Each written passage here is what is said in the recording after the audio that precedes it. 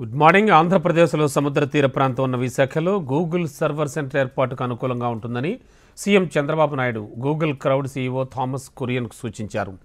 World economic forum సదస్సులో భాగంగా Davos వెళ్లిన ముఖ్యమంత్రి మూడో రోజు పర్యటనలో రాష్ట్రానికి పెట్టుబడుల్ని ఆకట్టుకునేందుకు ప్రముఖ సంస్థల అధిపతులతో చర్చలు జరిపారు. సర్వర్ల కోసం సొంత చిప్లను రూపొందిస్తున్న గూగుల్ సంస్థ కోసం విశాఖపట్నంలో డిజైన్ కేంద్రాన్ని ఏర్పాటు చేసేందుకున్న అవకాశాలను పరిశీలించాలని కోరారు.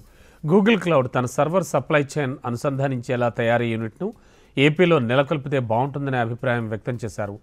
సర్వర్ నిర్వహణ సేవల విషయంలో ఏపీని ప్రధాన కేంద్రంగా చేసుకోవాలని, ఇందుకు రాష్ట్ర ప్రభుత్వ సహకారం పూర్తిగా ఉంటుందని చంద్రబాబు నాయుడు భరోసా ఇచ్చారు.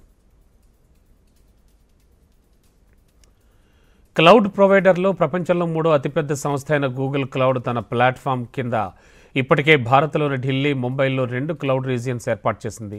ఇటీవల విశాఖపట్నంలో తమ డేటా సిటీ ఏర్పాటు చేసేందుకు రాష్ట్ర ప్రభుత్వంతో గూగుల్ ఎంఓయూ కుదుర్చుకుంది. అలాగే ఆర్టిఫిషియల్ ఇంటెలిజెన్స్ వినియోగాన్ని అభివృద్ధి చేయడానికి రాష్ట్రంలోని యువతకు నైపుణ్యాభివృద్ధి అవకాశాలను పెంపొందించేందుకు ఏపీతో ఒప్పందం చేసుకుంది.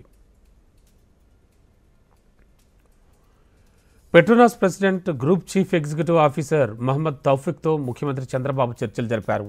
పెట్రోనాస్ మలేషియాకు చెందినటువంటి oil and natural gas company. ప్రస్తుతానికి green hydrogen, green ammonia, green మాలిక్యులస్కు సంబంధించి భారత్లో పెట్టుబడులు పెట్టేందుకు ప్రయత్నిస్తోంది.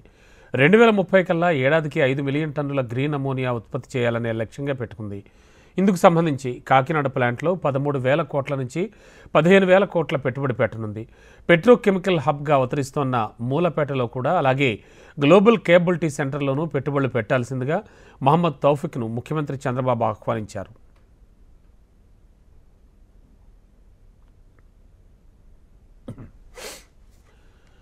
ప్రపంచ ఆర్థిక